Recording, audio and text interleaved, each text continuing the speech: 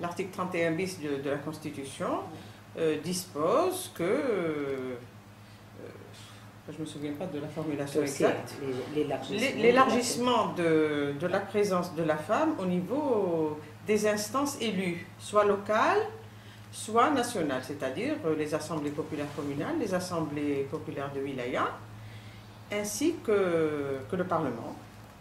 Et suite à cette disposition générale, la loi électorale a été modifiée et parmi les dispositions destinées à refléter la volonté exprimée dans la Constitution, il y a un article qui dispose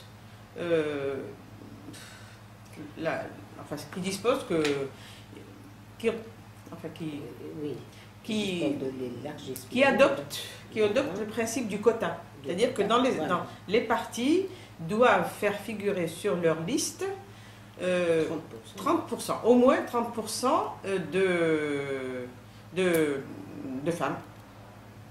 Et donc ceci a permis à l'Assemblée populaire nationale, qui comporte 462 députés, et donc au sein de cette Assemblée de 462 députés, il y a 146 femmes. Donc plus de 30% des élus de l'Assemblée nationale sont constitués de femmes. Bon, ceci est une facette de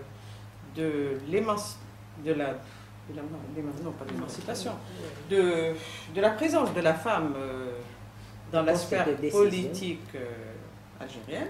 Bon, à côté de cela, comme vous le savez, les nominations aux postes clés sont du ressort du président de la République. Et donc, en tant que chef des armées, il a la possibilité de promouvoir le personnel féminin. Nous avons donc 4 femmes générales.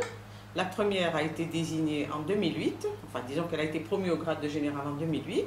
Et dernièrement, 3 autres femmes ont été promues au grade de général, ce qui est quand même très révélateur de la volonté du pouvoir algérien envers l'insertion de la femme dans les hautes sphères de l'État. Ce n'est pas la règle, puisque par exemple dans les autres pays, les femmes générales ne font pas légion. Nous avons 7 femmes ministres, nous avons, donc comme je vous l'ai dit par ailleurs, 10 sénatrices sur 144. Nous avons donc des femmes chefs d'entreprise, nous avons des femmes wali, c'est-à-dire l'équivalent du préfet, nous avons des femmes présidents d'APC.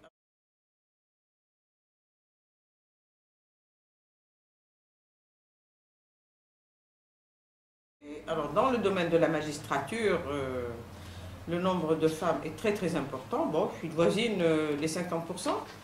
Dans le domaine de l'éducation, c'est également une tradition. Donc, les femmes sont omniprésentes. Dans le domaine de la médecine, c'est pareil. Bon, nous avons des femmes pilotes, nous avons des femmes chefs d'entreprise. Qu'est-ce que j'ai oublié? Bon, au niveau de la magistrature, nous avons des femmes qui sont chefs de cour, qui sont procureurs, ce sont des femmes procureurs générales. La présidente du Conseil d'État, disons que ça devient une tradition. C'est toujours une femme qui est désignée à la tête du Conseil d'État. Nous en sommes à la 3e. Il y en a une... Oui, présidente de tribunaux. Et la présence de la femme au niveau de la justice, en tant que chef de cour, en tant que procureur général, disons que c'est une révolution, puisque, comme vous le savez, nous évoluons quand même dans une société basée sur des valeurs arabo-musulmanes. Il est de tradition que la femme ne peut pas présider un tribunal, que la femme ne peut pas condamner un homme. Et pourtant, elle est présidente de cour, elle est présidente du Conseil d'État, elle est procureure générale, donc elle peut condamner un homme. Et une polémique s'est instaurée justement à ce sujet pour dénoncer la contradiction qui existe entre ce principe, qui permet à la femme de juger un homme en tant que magistrat, et la situation qui la positionne comme une personne mineure, puisque jusqu'à une époque relativement récente, la femme avait besoin d'un tuteur pour contracter le mariage. Bon, ça a été révisé.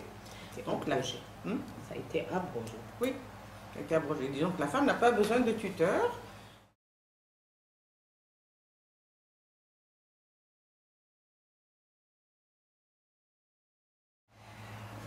De la promotion de la femme, un phénomène récurrent apparaît, à savoir la réticence de la femme elle-même.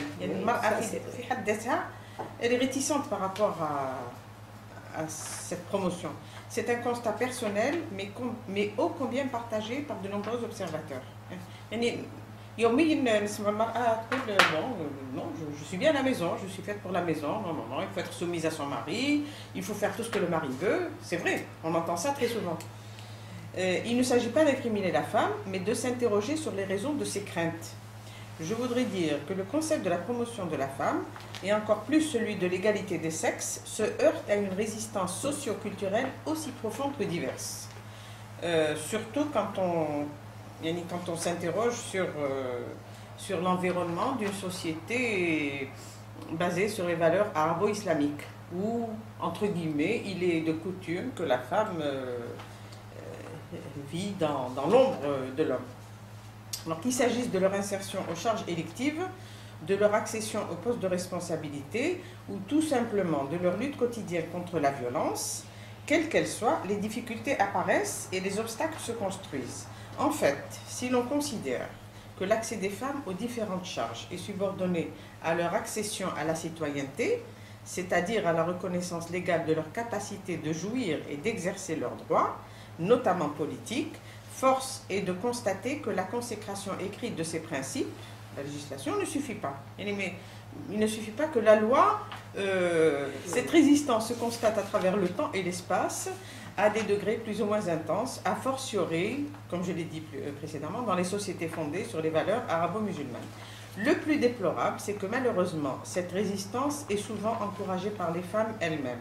Je me répète, mais c'est quand même un point important. En effet, comme tous ceux que la servitude a dégradés, les femmes ont parfois tendance à se croire faites pour leur chaîne, entre guillemets, et deviennent antiféministes, comme tant d'esclaves du sud des États-Unis furent esclavagistes, et combattirent aux côtés de leurs maîtres leur propre libération lors de la guerre de sécession. Voilà, c'est une forme de démission qu'il faut précisément combattre. Bon, comme nous n'avons plus le temps,